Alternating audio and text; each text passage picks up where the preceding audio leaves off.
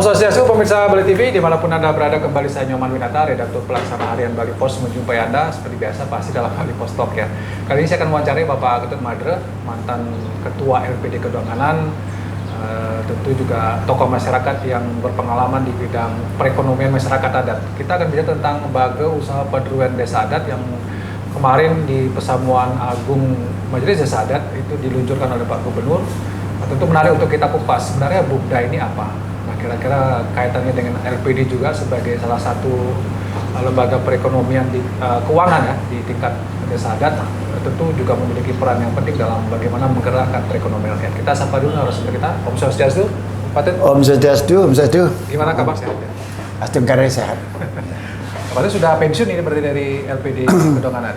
Ya, dari Februari, galungan 6 bulan lalu. Sudah berapa tahun dulu Pak Tet? Sejak awal ya berarti ya? Sejak awal dari tahun 90, sudah 32 tahun lebih. 32 tahun. Ya. Tapi ini bagian dari regenerasi ya Pak Tet ya? Ya, memang sebenarnya saya dari tahun 2016 ya, sudah mau mundurkan diri. Tapi karena ada kepentingan untuk regenerasi dan pembuatan regulasinya, akhirnya saya ditetapkan tetap di LPD, cuman ada caretaker namanya, ada kader yang sudah menjalankan itu. Artinya ini sudah berproses panjang sesungguhnya.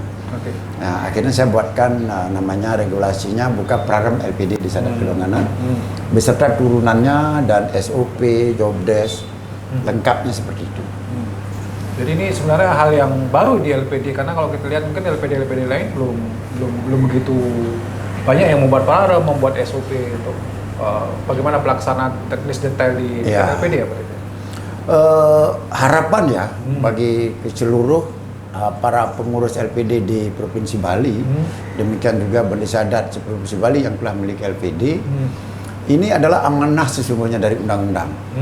Undang-Undang nomor 1 2013, dalam bab 13 pasal 39 ayat 3, di mana di situ disebutkan lembaga pendidikan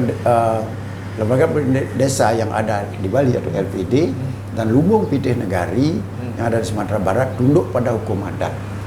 Nah, ketika kita berbicara tunduk pada hukum adat, menjadi kewajiban bagi kita.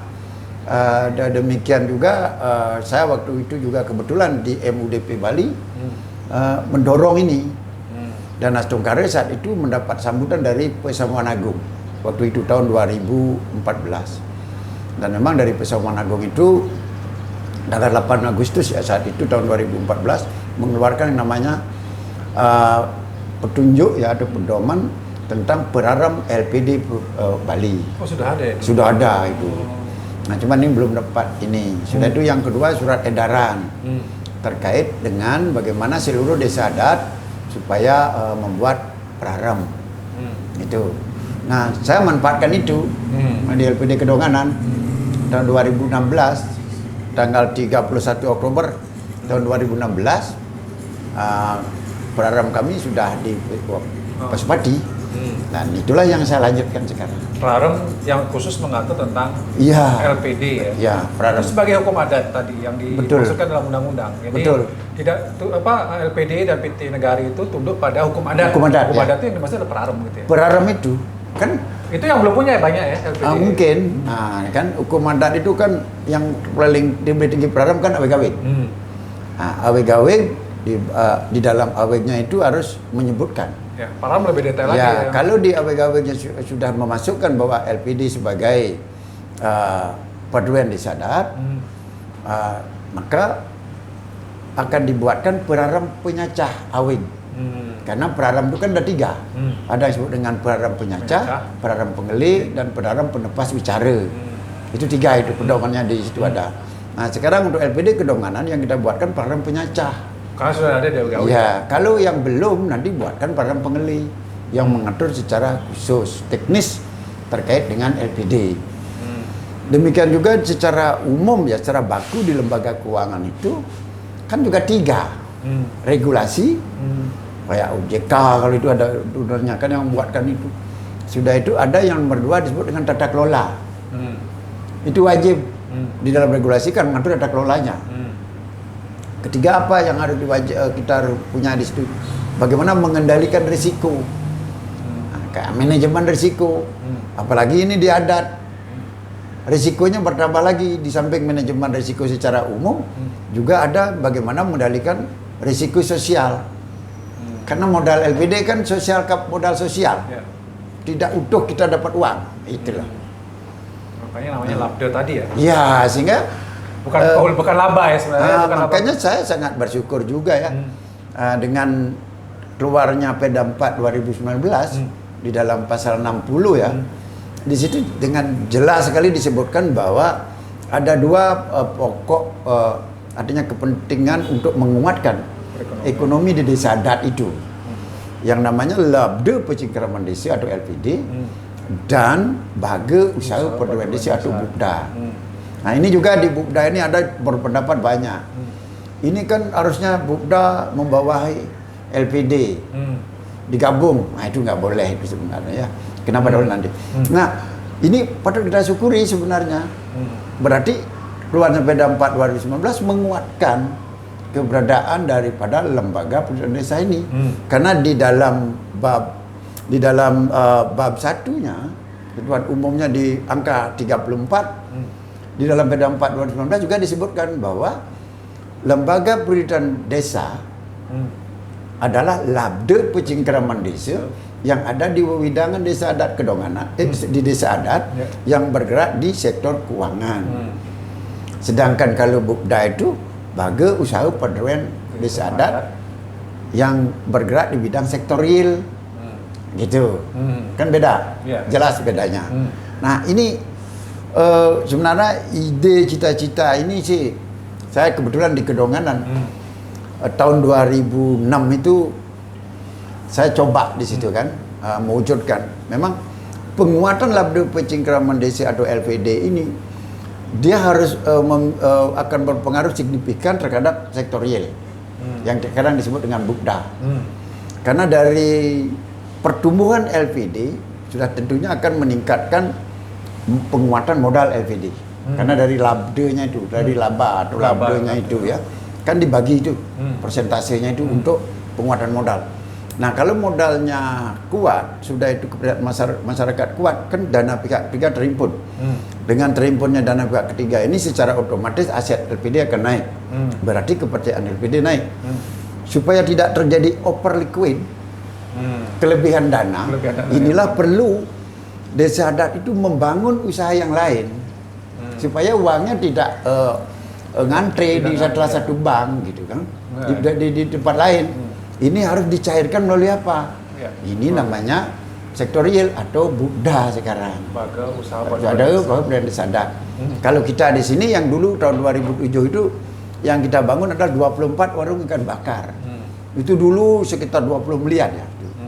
Nah, termasuk yang kita bangun juga di sektor distribusinya lainnya. Yaitu apa? Pasar desa adat, pasar ikan. Nah, karena kita udah punya sektor primernya, yaitu perikanan itu. Hasil tangkapannya itu dijual di pasar ikan. Selanjutnya yang baik, yang berkualitas dijual di warung ikan bakar Cafe 24 itu. Nah, sehingga menciptakan sektor tersier. Tamu datang menjadi dia wisata kuliner Kedonganan ini gitu ceritanya. Itu contoh real bagaimana sinergi antara LPD dan juga BUPDA gitu ya. Betul. LPD bergerak di sektor keuangan, menghimpun dana, mengelola dana, kemudian BUPDA-nya ini bergerak di sektor real. Betul. Menggerakkan uangnya.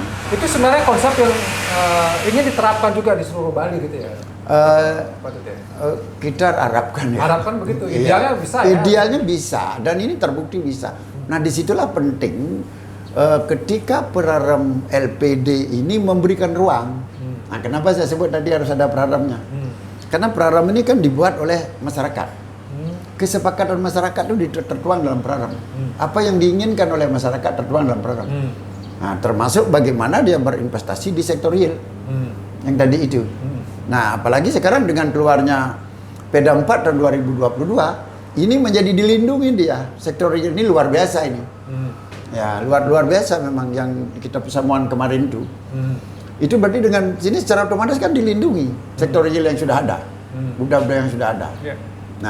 Nah selanjutnya ini pun di dalam Perda 4 2022 itu juga ada peraram Bupda.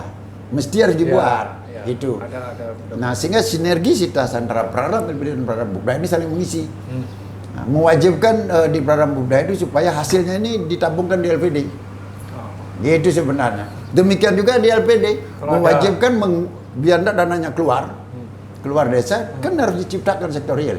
Mewajibkan untuk membiayai Bupda sesuai dengan kesehatan LPD-nya gitu loh. LPD-nya sehat boleh lah pembiayaan. Oh, kan hitung dulu. Ya, tapi kalau kita bicara tentang Bupda di Bali, sepertinya belum semua desa membuat Bupda.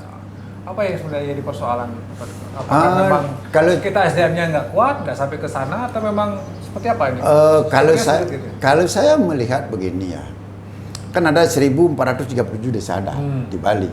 Kenapa kemarin baru 302 sekian, yang terdeteksi? Yang punya Bupda lah gitu. Punya Bupda sudah menjalankan sektor realnya.